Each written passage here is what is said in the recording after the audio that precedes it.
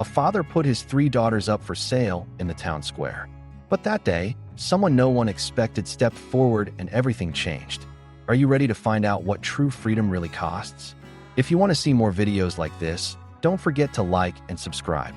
After weeks without rain, it felt like a heavy cloud was hanging over the town. The ground was dry and cracked, covered in footprints. Nobody wanted to make eye contact. That morning, right in the center of town, there was a makeshift platform set up on top of an old crate, kind of stage for public shame. People gathered slowly around it, some just out of curiosity, others because they needed to share in the heavy, merciless silence that had grown inside them. At the front of the platform stood a man with a sweat-stained, hopeless shirt and messy hair. That was Henry, a man eaten away by the town's debts, his missed chances, and most of all his own family. Next to him were 3 young girls, standing without looking at anyone, as if they'd already left their bodies behind. Emma, the oldest, stood with her shoulders back and her eyes hard as a storm, a fighter carrying the wreckage of the past inside her. In the middle was Lena, her face holding a fragile kind of anger, her fists clenched like she might explode at any moment. Little Sophie stood just behind, head down, quietly humming a tune, almost floating in her own dream world to escape reality. A little ways back, in the shadows, another man was watching them. David, hair already going gray, tired lines on his face. He lived with his 3 sons out at a broken-down farm on the edge of town and rarely spoke to anyone. He'd actually only come into town that day to buy a few things. But sometimes life drops you at a crossroads when you least expect it. At that moment, when he locked eyes with Emma, he saw something there, maybe the last part of himself that hadn't given up. The crowd went quiet. Henry started shouting, trying to sell his daughters. All 3 can work. All 3 are pretty. 1 cooks, 1 sings, 1. Pitching a cruel kind of life to the crowd. Nobody dared to make the first move. Hands stayed in pockets, eyes on the ground. But Emma stood tall, defiant and proud, hiding her fear but not backing down. Lena glared at the crowd, teeth clenched, angrier at them than at her father. Sophie just blinked, nearly lost in the dust blowing in the wind. Then, suddenly, David stepped forward. Nobody saw it coming. His decision cut through the silence like a knife. His boots echoed on the dirt, people moving aside without thinking. When he reached the platform, he spoke not loudly, but with such certainty that everyone had to listen. Let them go. At first, Henry acted like he didn't understand, then laughed. I make the rules here. David didn't blink. He just kept going. These girls aren't for sale. No one should be left alone like this. This ends today. For a second, everyone held their breath. Henry's hand moved toward his belt, but David's eyes made him think twice. Nobody reached for a weapon. For the first time, shame was stronger than fear in that town. David turned to Emma. If you want to leave, you can come to my place. You won't owe me anything. If you just want peace, you're welcome. Emma narrowed her eyes. Why? She asked. David answered simply, because someone had to do something, and I've got nothing left to lose. Sophie moved closer to Emma, while Lena kept her eyes on David. There was a long pause. Then Emma stepped away from her father, bringing her sisters with her. The crowd just watched, not saying a word. David quietly led the 3 sisters to his car. His sons Max, Ben, and Luke watched from a distance, sensing for the first time that something real was about to change in their lives. No one spoke in the car. All you could hear on the road was the sound of the wheels and the tangled feelings of the 3 sisters sitting side by side. That drive marked an ending and a new beginning for all of them, and none of them knew where they were headed. As David's car left the edge of town, the sun was starting to set and long shadows stretched out along both sides of the road. The sisters sat in the back seat, close but careful not to touch each other. Emma stared out the window, her eyes filled with stubborn determination, but also fear of what this new world might bring. Lena rubbed her hands together in her lap, unable to relax. Sophie rested her head on Emma's shoulder, quietly humming a half-forgotten lullaby from another life. Up front, David's son Max sat beside him. Max was silent, glancing at the girls in the rearview mirror, biting his lip as he wondered what to say. Ben and Luke followed in the small truck behind, whispering to each other, caught somewhere between curiosity and unease. For years, it had just been the 3 of them, growing up with David's quiet grief and endless work since their mother had died. Now, These three young women had suddenly appeared in their lives, and everything felt out of balance. By the time they reached the farm, it was almost dark. A gentle breeze blew around the house, and the old wooden floor creaked as they stepped inside. David walked through the house with heavy steps. "There's a separate room for each of you. You can lock your doors if you want. There are clean sheets, hot soup, nothing else is expected from you," he said. Emma, Lena, and Sophie still looked at him with suspicion. Up until that moment, no one had ever offered them a room to themselves by choice. The idea of freedom still echoed strangely inside them. Dinner that evening was quiet. The girls ate their soup slowly while David and his sons only asked what was necessary. "Want some salt? Do you need bread?" Nobody brought up the past, but there was something moving quietly in the walls, a fragile kind of hope. That night, when the sisters went to their rooms, sleep wouldn't come. Emma looked out the window, eyes fixed stubbornly on the stars. "It's over now," she whispered to herself, but somewhere deep inside, she still heard the clinking of old chains, and the wounds of the past hadn't closed. Lena lay on her bed, caught between disappointment and anger in her hands. Sophie played with a shadow in the moonlight that spilled through the window, softly humming her song. In the morning, there was a new kind of silence in the house. Not the usual gloomy hush, but more like the first ripple spreading from a stone thrown into water, a sign that change was coming.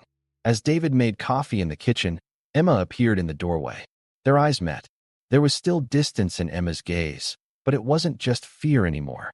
It was like she was weighing whether or not she could trust him, right there on that thin, silent line.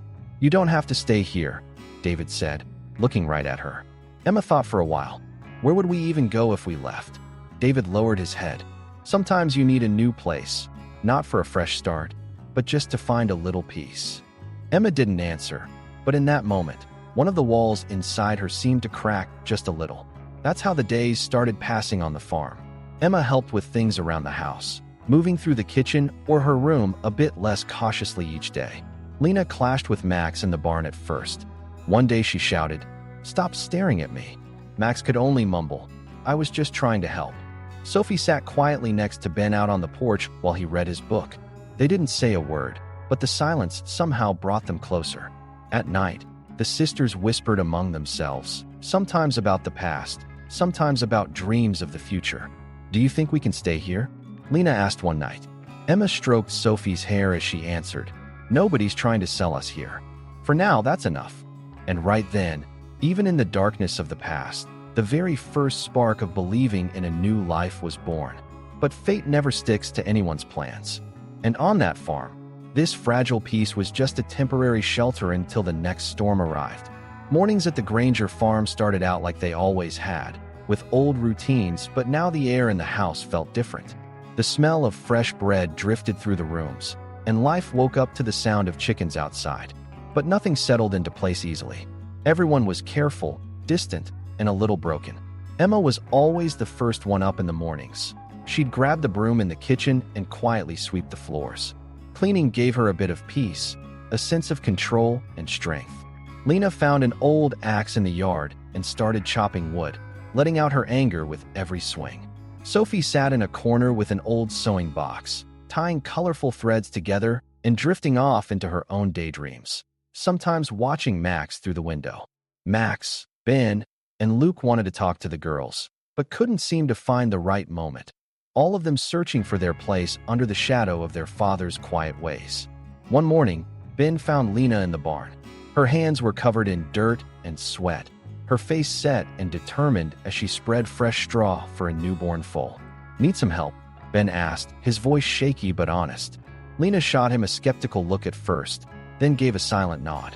For the first time, someone was standing next to her without telling her what to do. In that moment, even just a little, the ice between them started to melt. At lunchtime, Sophie found one of Ben's old books on the porch. As she flipped through it curiously, Ben sat down beside her. "If you like, I can read it to you," Ben said. Sophie nodded, a shy gratitude in her eyes.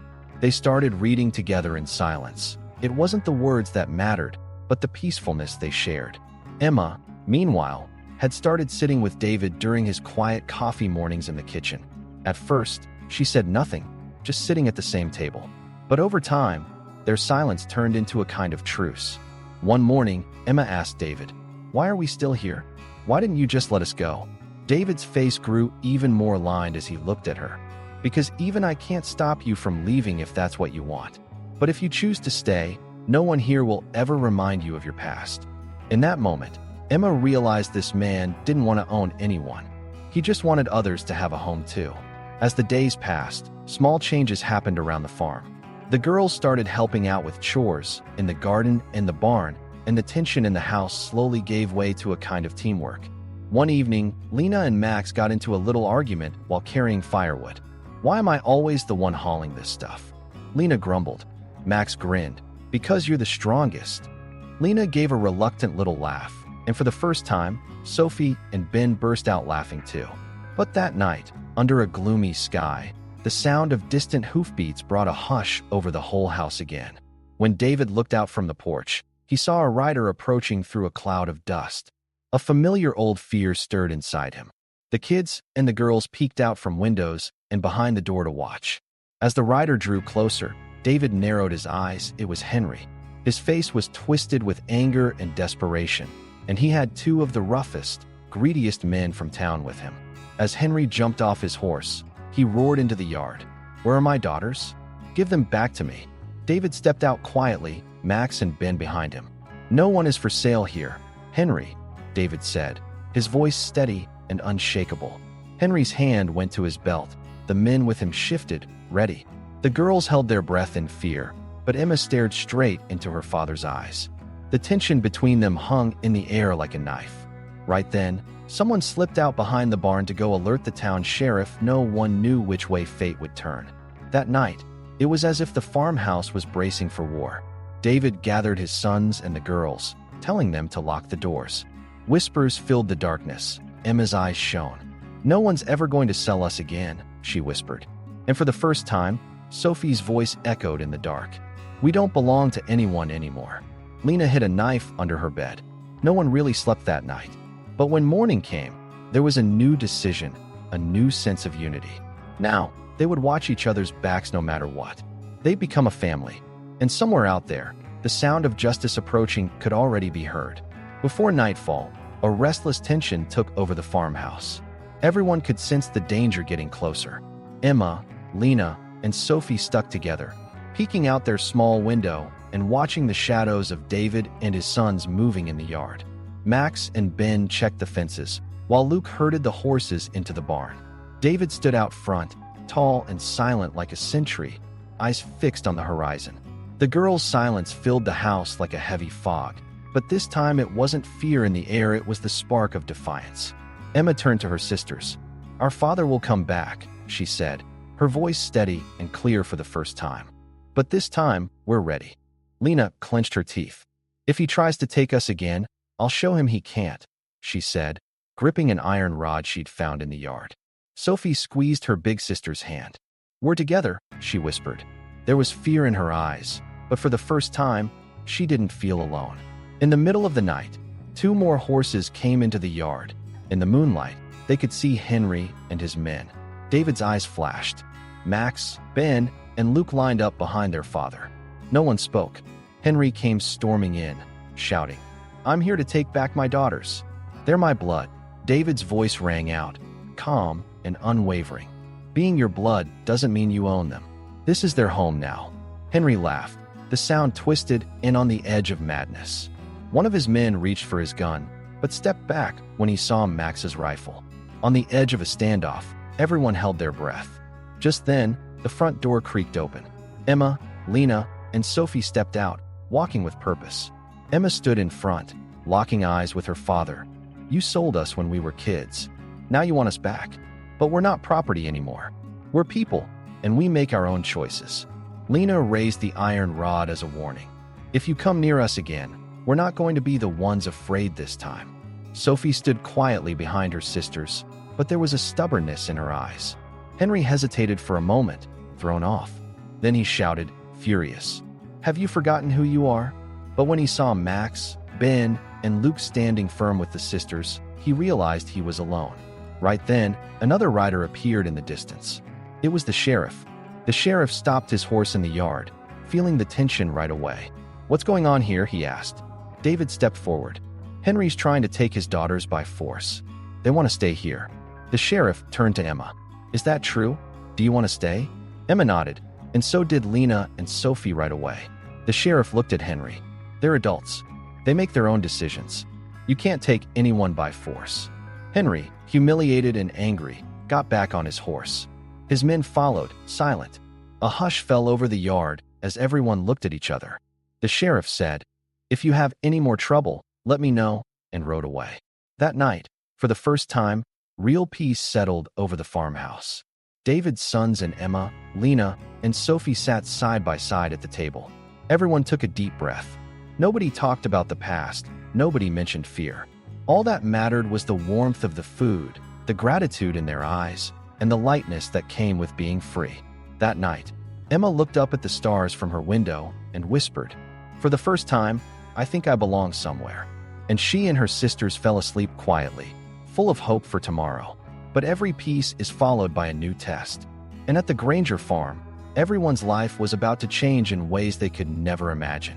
After Henry and his men left, the silence at the farm felt different. This time, it wasn't because of fear or tension, it was a kind of lightness left behind after a storm.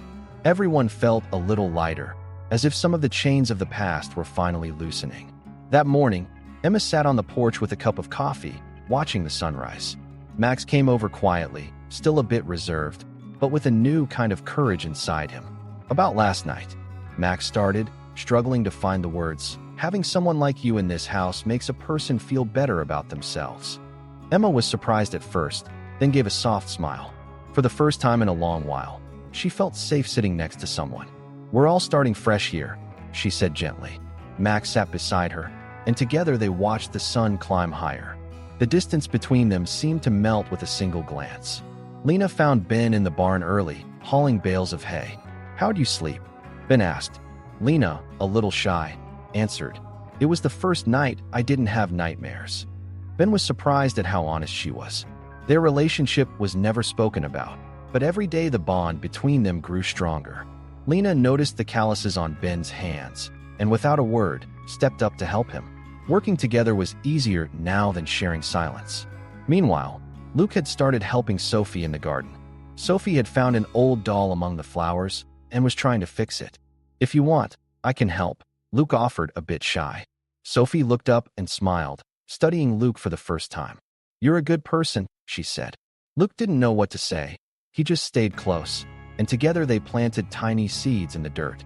Sophie's peaceful humming drifted through the garden. As days went by, a new rhythm formed at the farm. Dinner was no longer just about surviving. It was about sharing laughter, jokes, and little surprises around the table. Sometimes Emma read the books Max brought. Lena and Ben tried out recipes in the kitchen, and Sophie taught Luke how to sew. The handmade tablecloths became a symbol of the new life taking shape in that house. David watched all this from a distance, sometimes amazed, sometimes smiling proudly as he sat on the porch. One day, Emma came up to him. "You know," Emma said, "when we first arrived, I thought this was just a place to hide. Now it feels like home." David, eyes misty, replied, "Maybe the most valuable thing about a house is that it lets people grow their hopes again." Emma nodded. "You taught us that." But one day, whispers started making their way through town. News reached the farm that Henry was trying to find a legal way to get his daughters back. One morning, the sheriff showed up at their door again. "I hear people are still talking in town," he told David. David answered calmly but firmly, "No one here is being held against their will. Everyone is here by choice." The sheriff turned to the girls.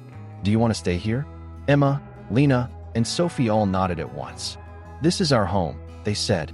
The sheriff gave David a friendly look and nodded. "The law is on their side now. But just remember, not everyone in town has good intentions."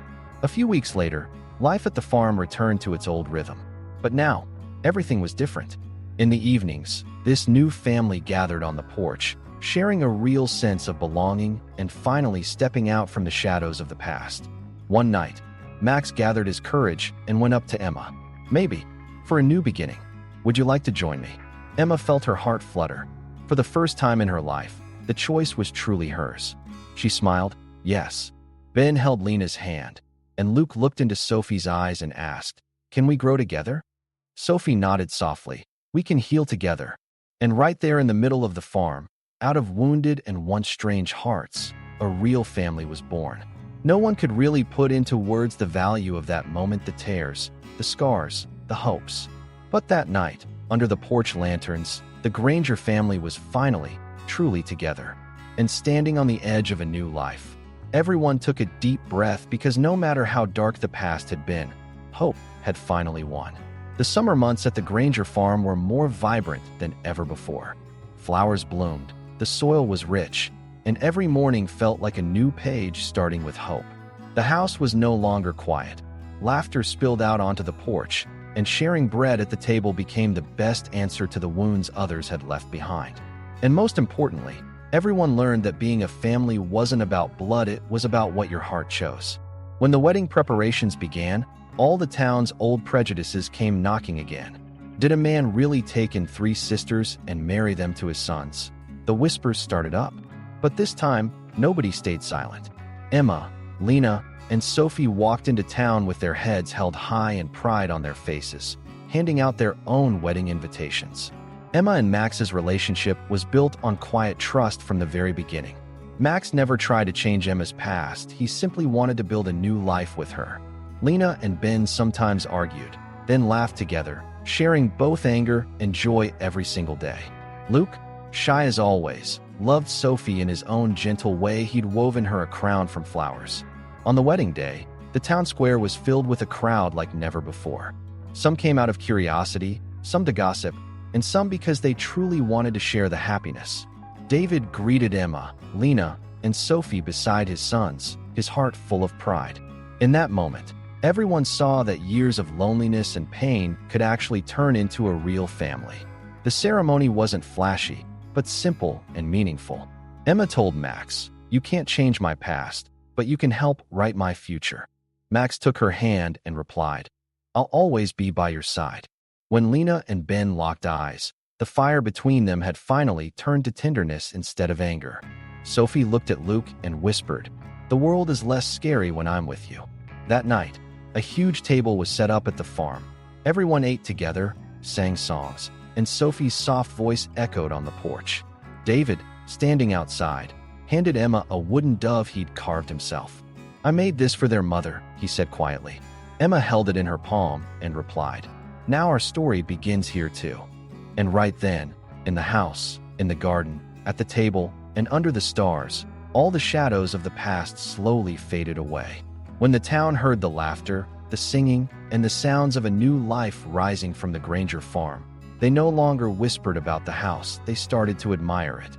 Being a family wasn't about saving anyone or erasing the past. It was about growing roots together and facing the future as one. Emma, Lena, Sophie, Max, Ben, Luke, and David. That night, for the first time, they truly felt at home. And deep down, everyone shared the same silent prayer. No one is alone anymore. Everyone finally has a home. If this story touched you, don't forget to like the video and subscribe to our channel for more. See you in the next episode.